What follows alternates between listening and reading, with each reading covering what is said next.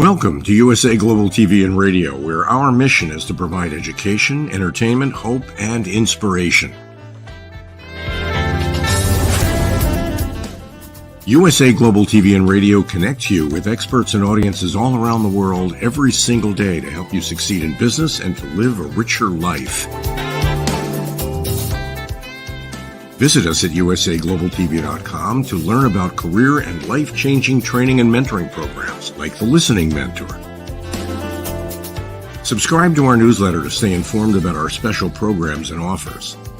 Discover how you can become a guest on one of our shows or a host or producer of a USA Global TV and Radio show of your very own. That's USA Global TV and Radio, where the doctor is always in.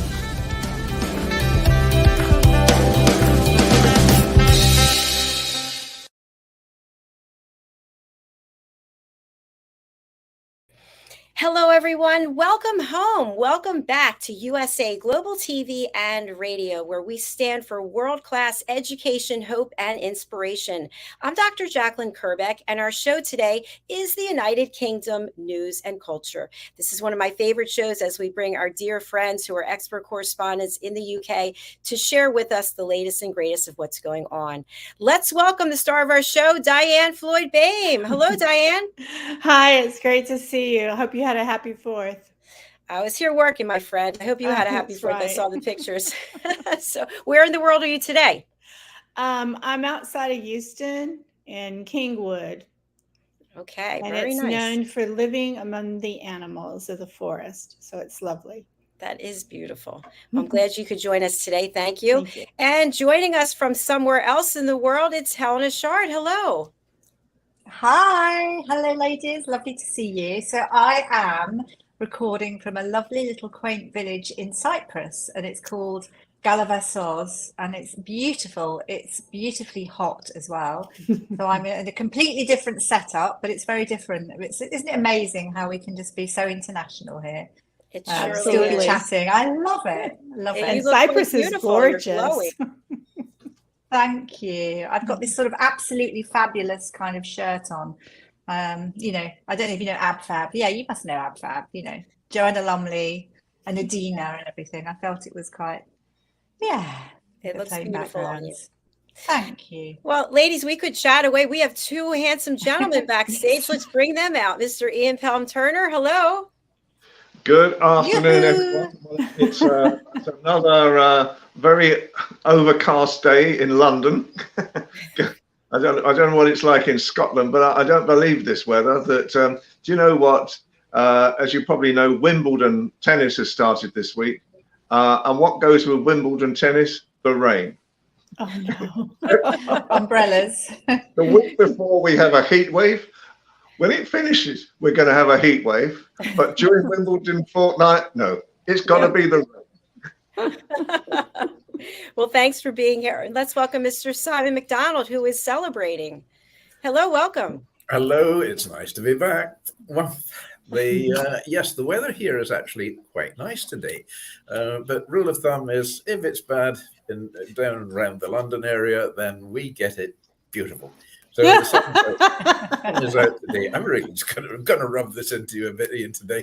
But no, the sun's out today for a change. We've had rain. We've had, well, it wasn't so much the rain coming down. It was more the tide coming down rather than the tide coming in. It was pretty horrendous rain, but there we are. So we've got nice sunshine today. Maybe not as nice as Helena's got it, though, but we're doing our best. Pretty hot here. It's hot here as well in New Jersey. So I know, but we have a lot to celebrate. I know, Simon, you've had some incredible things that have been going on. We've got some beautiful pictures. And Helena and Ian, you, of course, have some great news that you're going to share with us. And DIANN and I are just here for the ride, folks. So. That's right. Let's start off with Simon. Tell us a little bit about what it is that you and your family are celebrating, as well as many others. Well, I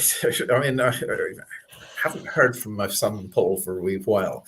Usually that means he's very, very busy. I didn't realize how busy he was until I had a phone call yesterday. and it started talking about the new sword of Scotland, the state sword called the Elizabeth sword. And well, Paul, he makes swords and he does fight choreography for movies and so on. And he made this new sword, the Elizabeth sword, which is now state sword of Scotland. I mean, it's a fantastic honor.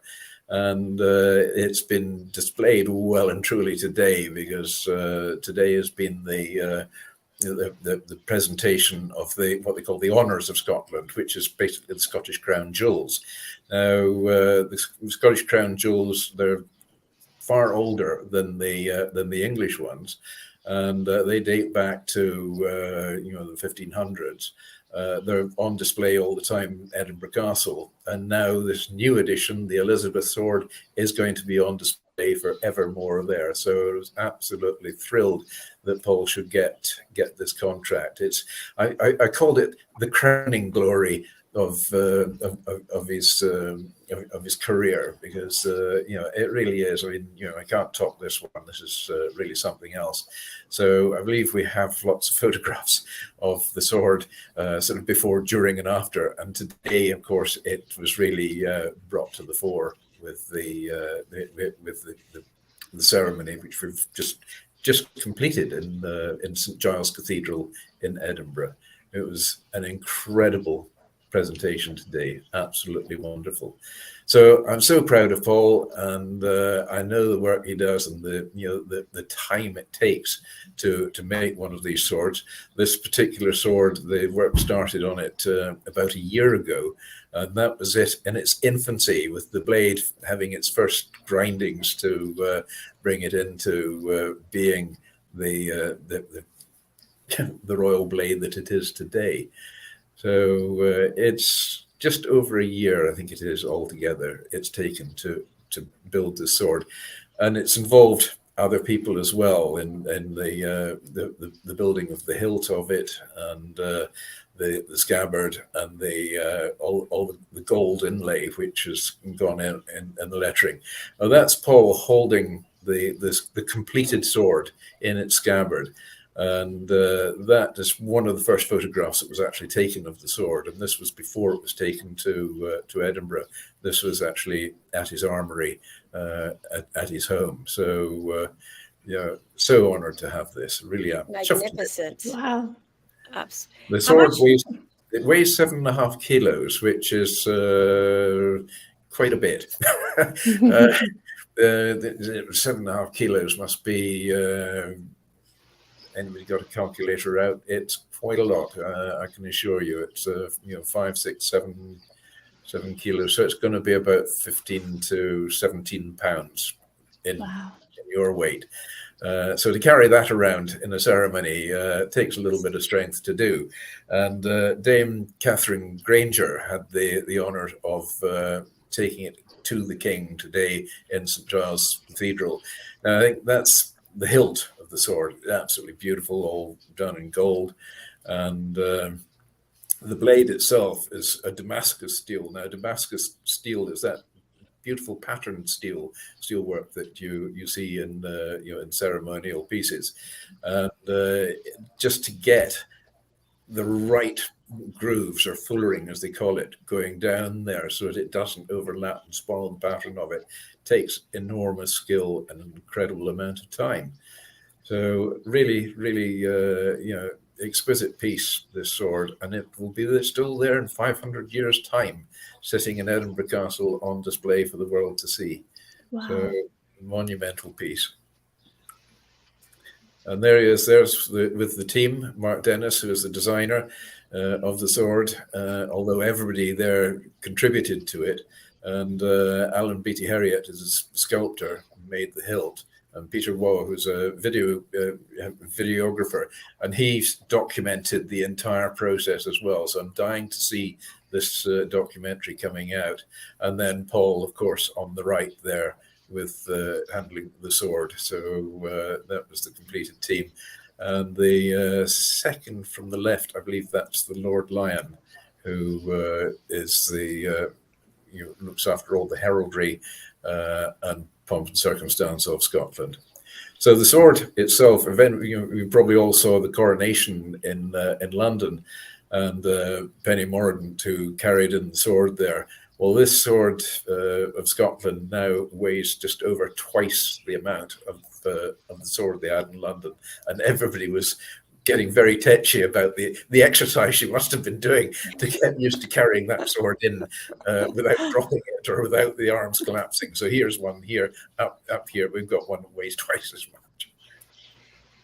Wow. I have a question, Simon, which it might sound a little bit ridiculous, but given that it's a ceremonial piece, are the criteria when it's being created, the weight and the I don't know how you describe it, but if it were actually going to be used in a battle, in a duel or something, do they actually, is it made to those specifications, if that makes any sense? Well, the weights are actually, the weight of the sword is crucial to get the balance right as well, and it's quite a fine art to get that down. But swords built for battle have maybe different tolerances altogether.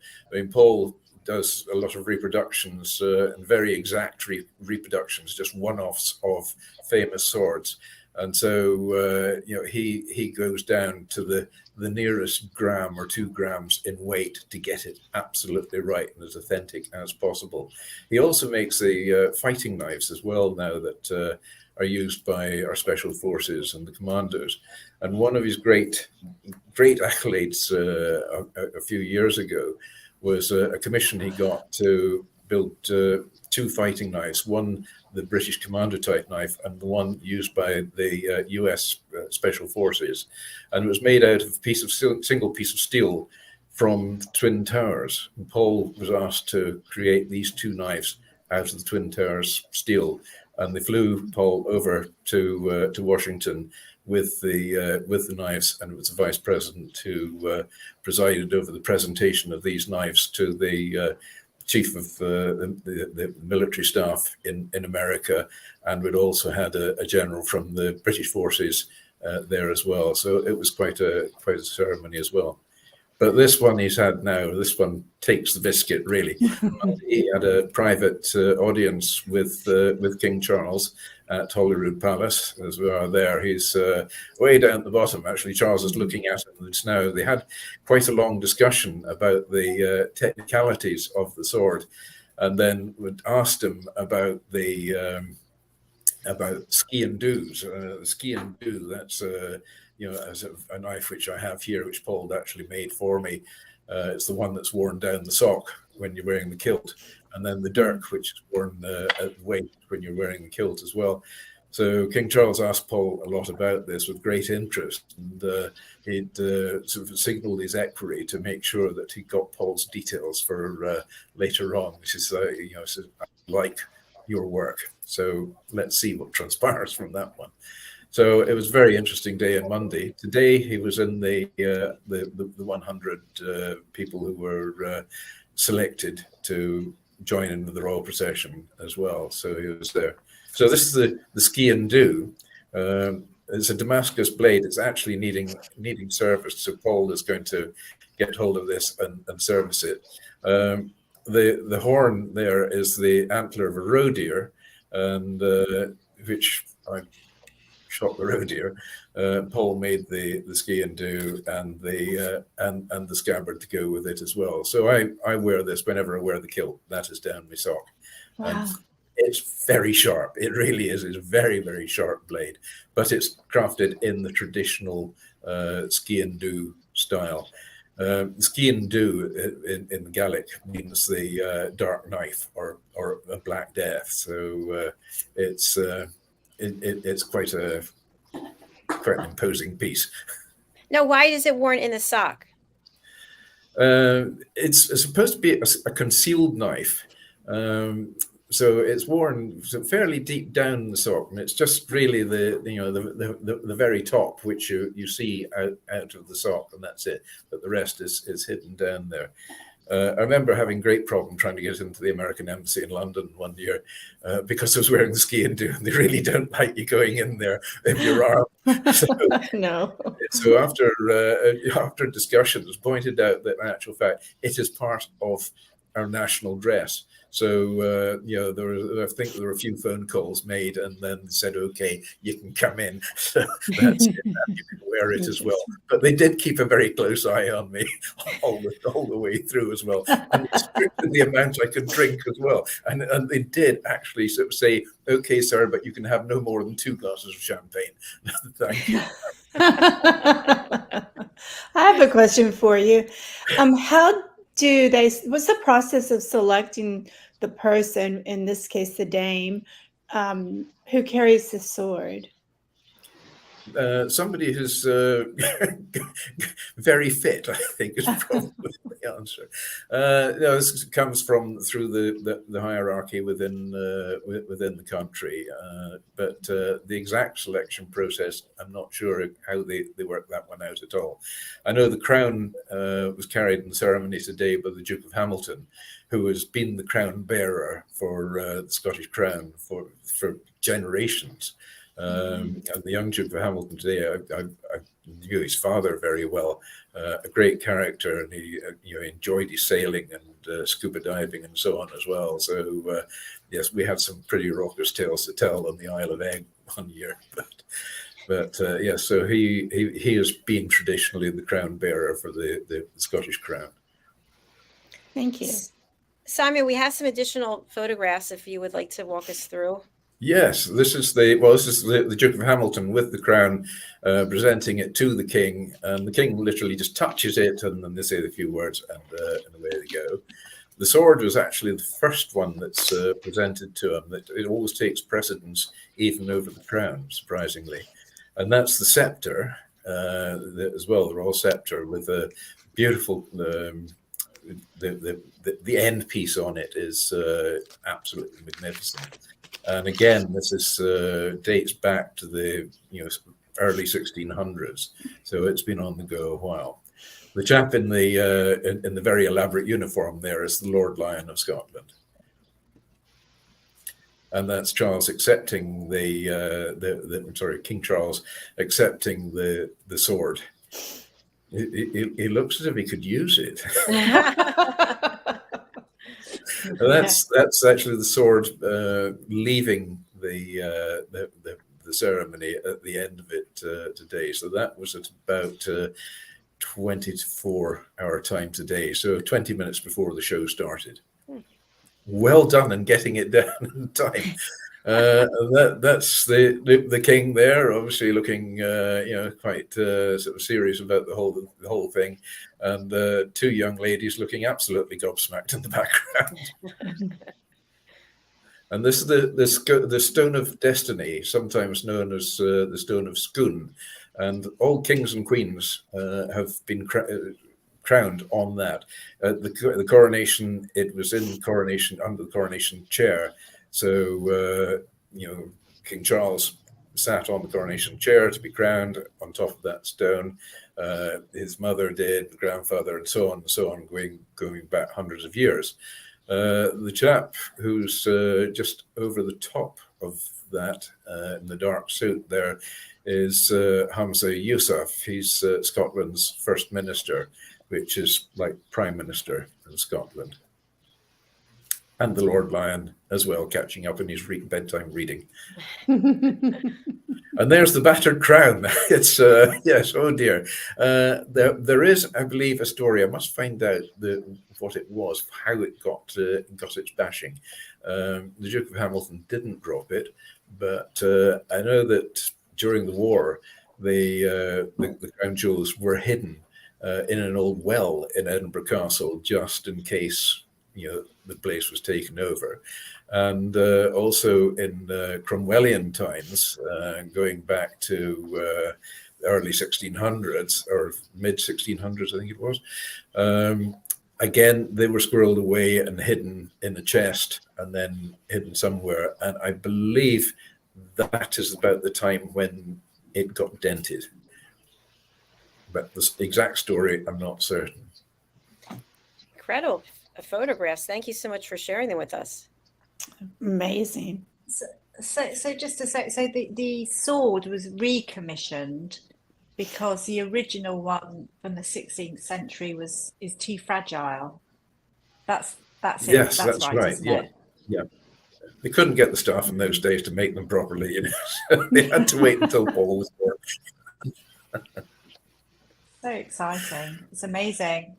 And just something to add to it, that this week in Scotland, it's known as Holyrood Week, I think, which is actually Royal Week each year in Yes, Royal Scotland. Week. So a really special time, and thousands of people. The monarch meets thousands of people at the palace, at Holyrood House Palace.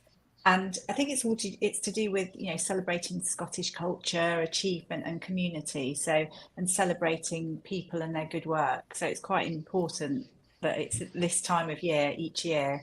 The whole event today is amazing, and I think there's been such good feedback from people that were so excited to meet King Charles, and he was meeting the people.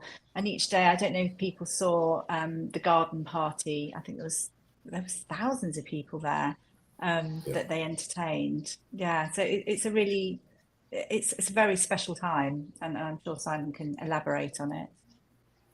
Yes. Oh yes, it is. I mean, Royal Week in or Holyrood Week is Holyrood Week. I keep saying Holyrood.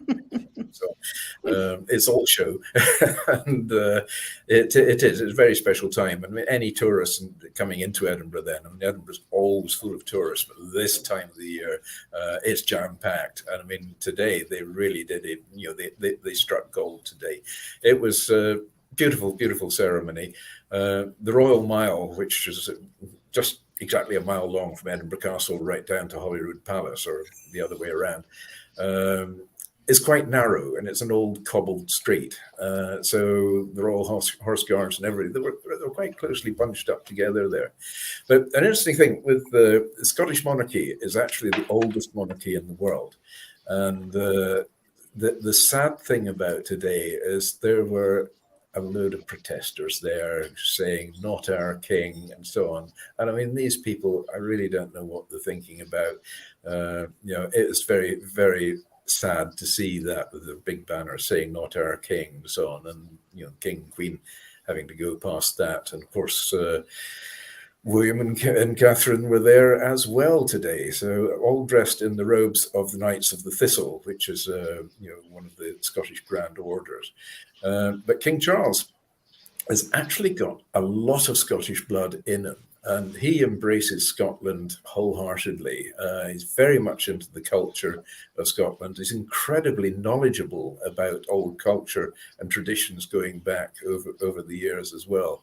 But proportionately, he has a lot of Scottish blood in him. I think probably more Scottish blood than English. And there's a bit of Greek there somewhere as well. But Helena's gone to Cyprus to learn more about that today. But yes, he's he's disproportionately Scottish. Our advantage. The crown wouldn't fit him. The Scottish crown wouldn't actually fit him. It's very small. It was used to crown Mary, Queen of Scots, years ago, but she was very, very young at the time. And James I of England, who was James VI of Scotland as well, but he was only about 8 months old when he was crowned. So, oh my gosh! I think they could probably sort of sit him in the crown and hold it. He explains the odd dent here and there as well. And there's maybe a little crown stroller. That's a good one. Helena, what were you going to say? I was just going to say, because I wasn't there, and I haven't seen it as yet, but I know that lots of royalists have been upset because the protesters outside St Giles's Cathedral, they say that they were actually in prime position. So they were chanting "Not my king," but not only that, they were in a position which was absolutely fantastic. I don't know if that's the case. It's just what I've heard on the grapevine. Is that the case, that they were positioned in such a fantastic place? Yeah, they were in a pretty good position. Maybe a little bit further down they'd like to be, but they were the police were very clever. They corralled them all to go in the one spot, and it was an area which was actually a bit wider so they could get them all in, because there were quite a few of them there. The barriers they had today were a little bit higher than they'd normally have, because they were very worried about the stop oil protesters who are really making a misery of many occasions lives just now by scattering orange powder here and there and just gluing themselves to pavements and what have you. And it's there's an awful lot of revolting people in the country, shall we say, or people revolting. Depends which way around you look at it. But the police were very worried that the Stop Oil protesters were going to start hurling bags of orange powder about the place. It wouldn't look very good if it landed on the bonnet of the royal car. So that was a big concern. So they raised the barriers in case any of them tried to climb over and make a nuisance of themselves. Fortunately, none of that happened. So it just went well. The whole ceremony went like clockwork, and it was timed to the second. It was absolutely incredible. And it finished off with a big fly past from the Royal Air Force Red Arrows as well, right down the Royal Mile with the blue, white and red smoke coming out the tails. Magnificent sight to see, and a 21-gun salute off Edinburgh Castle as well. So that would keep all the pigeons awake and flying out the way. I don't know if they shot any down. There we are. Ian, what are you thinking over there? I mean, it's an interesting week this week, and Simon is quite right. It's the Pride of Scotland Holyrood week as well. I think, but it's interesting to get a reflection from other parts of the world as well, because I was just saying to you just before I came on that I've just been asked to write a quick bit for Fox. And one of the questions that they asked me is, how relevant do you think William and Kate will find Scotland? Is it sort of something that's going to sort of really they're going to buy into or not? And I think that the reality at the moment is it's a very interesting tradition. Obviously, a lot of Scotland was where obviously they had wonderful holidays. It's obviously, unfortunately, where the Queen died, and it's obviously as well where William was told by Charles that Diana had died as well. So it has some very sort of up and down memories, I think, of Scotland. But I think as well, with the type of traditions, the thing that I always found interesting was that Charles, Simon is quite right, Charles really envelops himself in Scottish tradition. So I'm told that whenever he goes out in public for public events, he will always wear a kilt when he's in Scotland. I think the reality at the moment is that I'm half Scottish myself as well. So apart from enjoying smoked salmon, I share a similar interest as Simon does. And I think that the reality at the moment is that I think Charles, and I'd be interested to see what Helena feels as well. I think Charles and Camilla are really sort of finding their way at the moment. It's was something where I think they're trying really hard now to become the king and queen that the whole of Great Britain want and Scotland wants as well. Yeah, because William and Kate are not known as the Prince and Princess of Wales in Scotland. They're known as the Duke and Duchess of Rothesay. Now, that was a title which Charles had beforehand, and so they've inherited that title. Rothesay is the capital town on the island of Bute, which is in the Firth of Clyde. So they have that title in Scotland, and that's how they're referred to. It's like I was surprised actually that Edward and Sophie weren't there, because they have the titles now as the Duke and Duchess of Edinburgh. And I would have thought that they should have been there. I was quite surprised they weren't. But it was certainly very nice to see that William and Kate were there. I must admit, William was actually looking quite bored through part of the ceremony. And he seemed to be sort of deep in thought. But yeah, maybe we'll find out the reason why. He might have had a hangover from the night before, because the garden parties here tend to be quite raucous. Until you said that, I was thinking of him as a parent, thinking, oh my gosh, when I get home, I'm going to have a talking to that boy or girl. Well, possibly, yes. And I'm very glad you brought up the smoked salmon bit, and not me this time, Ian. I thought that, I mean, at the moment, and with Helena, we're putting together a new project at the moment. And part of that project is looking at some of the strange factoids about now King Charles, and two of the factoids that, because we were just talking about a bloodline a few minutes ago, and then I was surprised to discover that Charles has a direct bloodline to Vlad the Impaler and Count Dracula. And this goes back in the annals of time. So, you know, watch out, Scots, if they ever try to depose King Charles, they may find that they'll get more shocks than they may expect. That's it. And if he likes them, he won't spit them out. Congratulations on your new project. That's very exciting. That is exciting. Thank you. Thank you.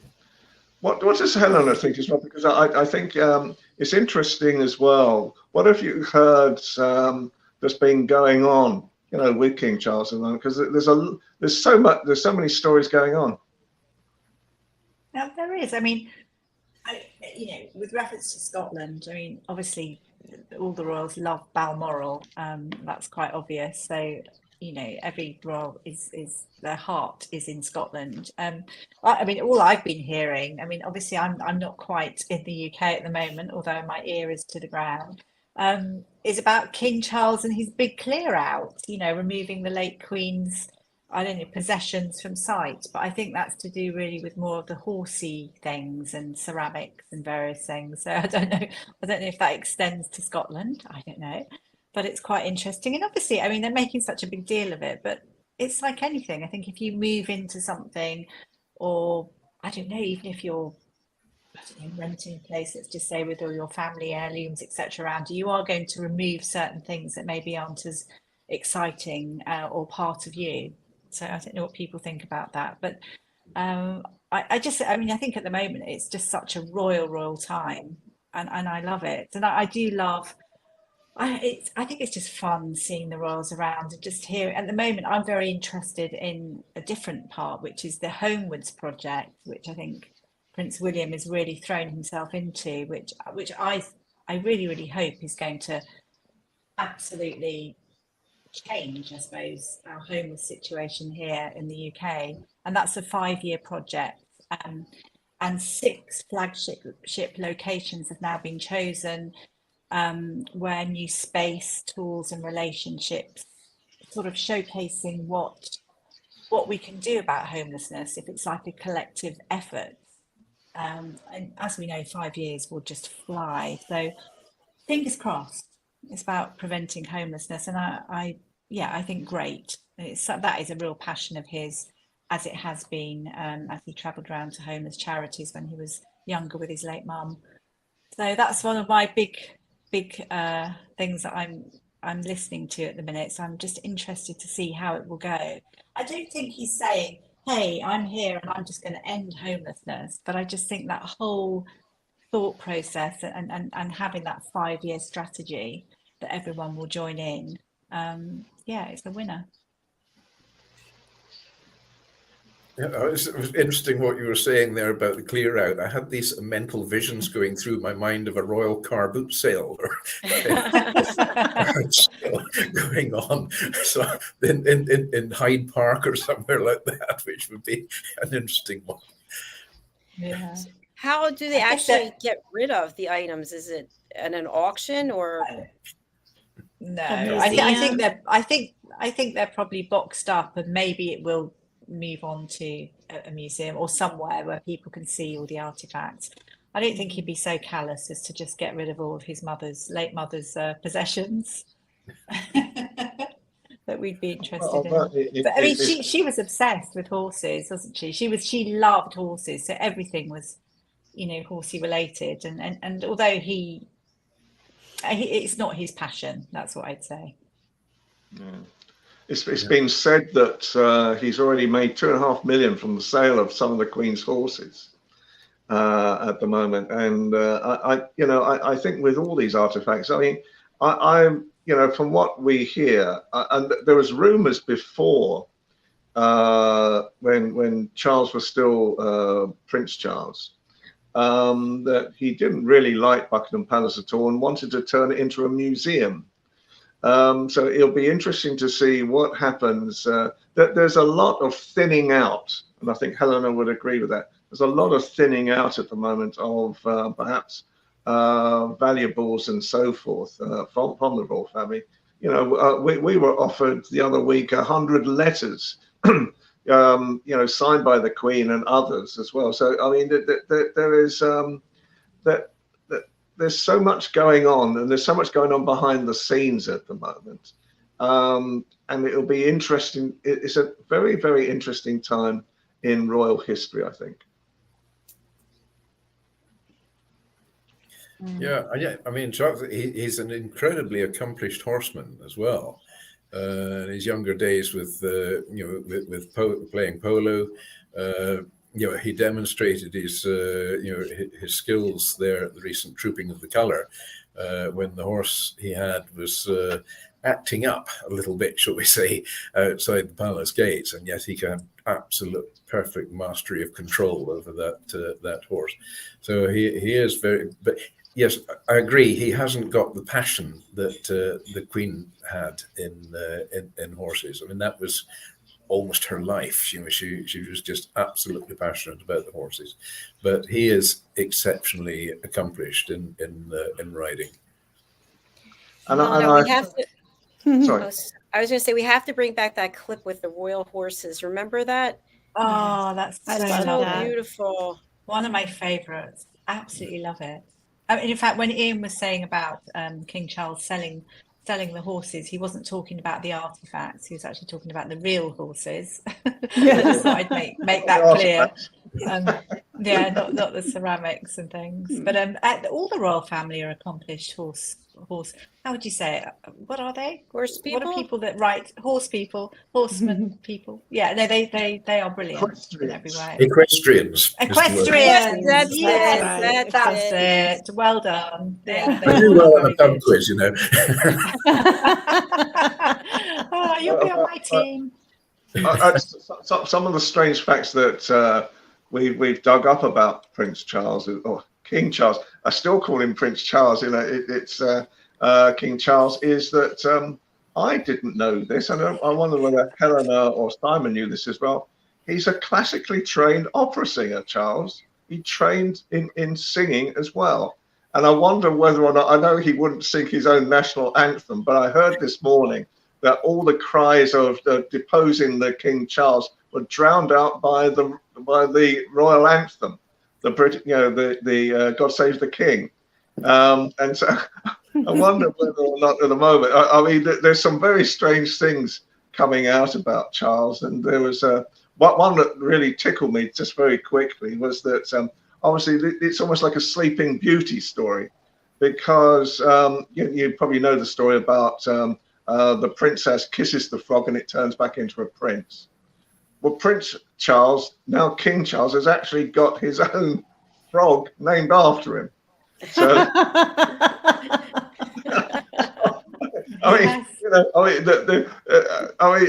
when I read about this, and I've been researching it with Helena, when I started looking, I burst out laughing the other day, and people in the cafe where I was just doing a little bit of research were wondering what was going on. But to have I can actually try to attempt. I'll have to put my glasses on. I can try to attempt the name of it. It's Hylocyterus Prince Charlesy.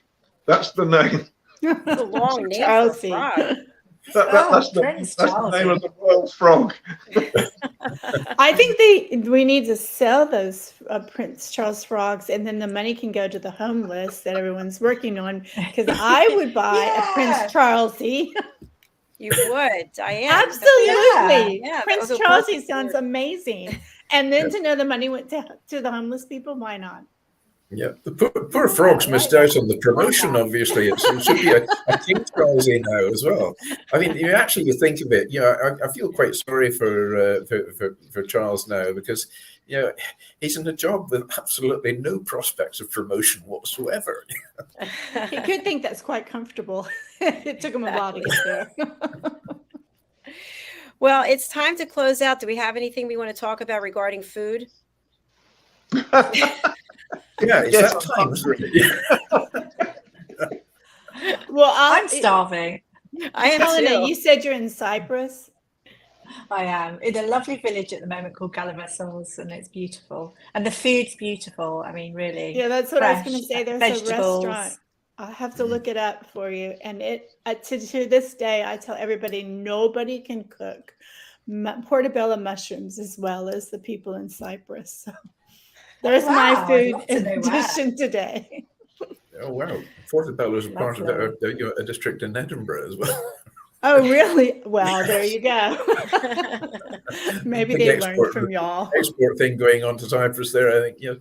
But I mean, they've got amazing fish in Cyprus as well. They're very into the likes of octopus there as well, and they know how to cook octopus, because it's actually quite difficult to get the timing absolutely right in octopus. Most people just give you it, and it's like a piece of old rubber when you get it. But in Cyprus, they know how to do it. They know that they do it exceptionally well. I always thought that Cyprus was part of Greece, but it's not. Well, if part of it is, yes. I know. I looked it up. Split and in I half. Said no. No, it's separate. But it's so beautiful. It really is. I haven't been here for a while, so yeah, I'm exploring. But it looks good on you. Look how good Helena looks. You look beautiful. You have a beautiful. tan. The sun is really. I'm very hot. But I'm also have a client here as well who has some amazing royal pictures. So Ian, I may bring you in on a video time to have a look through them. They're old pictures, and they're hoping to sell them. So they're quite exciting. So Okay. It's always good, isn't it, when you have different little outlets. At the moment, there are lots of people bringing lots of royal things out of the Absolutely. out of the closet. I don't know what's going on, but I love it. Yeah. Yeah, let's just see what we can do. But just on a personal note, I always call Helena my sundial. When I first met Helena many years ago now, and if the sun was shining, she would follow the sun round. Wherever it was, she would follow the sun round. She would move her chair and move her chair. And I thought, first of all, she didn't want to talk to me anymore. And it wasn't that at all. She was just, wherever the sun was, she was directly in line with it. And she could go around in a circle, Helena, with the sun. But she looks fabulous today, doesn't she? So yes, absolutely. She absolutely is You're glowing. too kind. How lovely. Thank you very much, guys. Well, let's go around and have our final thoughts to leave our audience with as we close out today's show. Diann, Floyd, BOEHM, you're on. Goodness, final thought is I absolutely love hearing about everything that happens over in the pond or over the pond, and congratulations, Simon, to your son. That was amazing to hear about. Thanks, Diann, and congratulations to you on your latest book release. How did it go? Very well, thank you so much. Fantastic. Over to the goddess of sun over here, Helena. Oh, goodness. I mean, there's so much. Again, everyone really has to find their joy. Absolutely. And also have your boundaries in place, because you will excel if you have your boundaries in place. But, at the moment I'm in Cyprus, and for me, obviously specializing royal, it's lovely to speak with the people of Cyprus as well, and just to see how much they love our royal family. So for me, I feel I'm thrilled. Yeah. So everyone, find your joy. Find your joy. I love that. Over to you, the proud papa, Simon? It was me again. Oh, dear. Right. Well, I mean, I've said this one before, but I feel it's very appropriate to, in view of what Paul's achieved. But the sky is not the limit when there's footprints on the moon. Wow. Wow, very good. You're so good. Thank you so much. Mr. Ian Pelham-Turner. Well, what can I say about King Charles? That he's led the most fascinating life. I think being half Scottish myself, I was watching it with great pride today. What was going on in Edinburgh at the same time. I hope what it will do is the royal family at the moment. I hope it will give us hope and encouragement and enthusiasm to move forward again.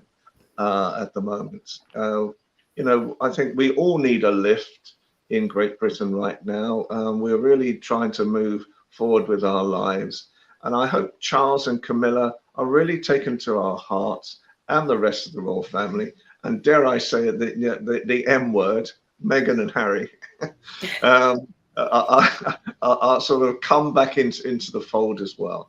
But I think it's very interesting to get the reactions of America as well about the royal family, and we will see what we will see. Watch this space is really watch the show next week, and who knows what might be happening. That's true. Thank you so much. I just wanted to take this time out to thank each of you who are here on the screen, because the level of professionalism and experience that you bring is like none other. And I know how in demand you are for your time and for the service and your value. And I just want to thank you for taking the time to be part of our family here. I wouldn't miss it for the world. Thank you. Thank you. Thank you. And I want to say that this show, oh, Helena's back. That was weird. You dropped off. I just want to say this show is brought to us in part by the lovely, the beautiful DIANN FLOYD BOEHM. Thank you so much for your sponsorship, DIANN. And we're going to close out with a clip from DIANN. Here we go. We'll see you all next week. Hello, boys and girls, and welcome to Story Garden. Your host, DIANN BOEHM. I'm so happy to have you here today. DIANN FLOYD BOEHM tells wonderful stories that warm the heart, spark the imagination, and unite people and families across generations. For children, Diane's Harry the Camel connects with all of us who've ever wondered how different our lives might have been if only we'd been born something better, like a wonderful horse instead of an ordinary camel. In the end, we all learn along with Harry that there's nothing better than just being yourself. Diane's Little Girl in the Moon looks down on earthbound children and wonders if they know she's just like them. A story of love, home, and the bond between mother and daughter, its powerful theme that we're each of us different yet all of us the same plants a seed in children that promises to blossom within a loving and trusting grown-up.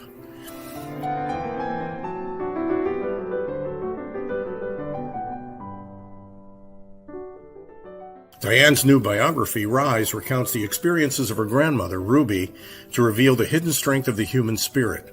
Ruby's story inspires all of us to become the best versions of ourselves. You'll find all of Diane's delightful books and much more at DIANNFLOYDBOEHM.com. Visit DIANNFLOYDBOEHM.com. That's DIANNFLOYDBOEHM.com.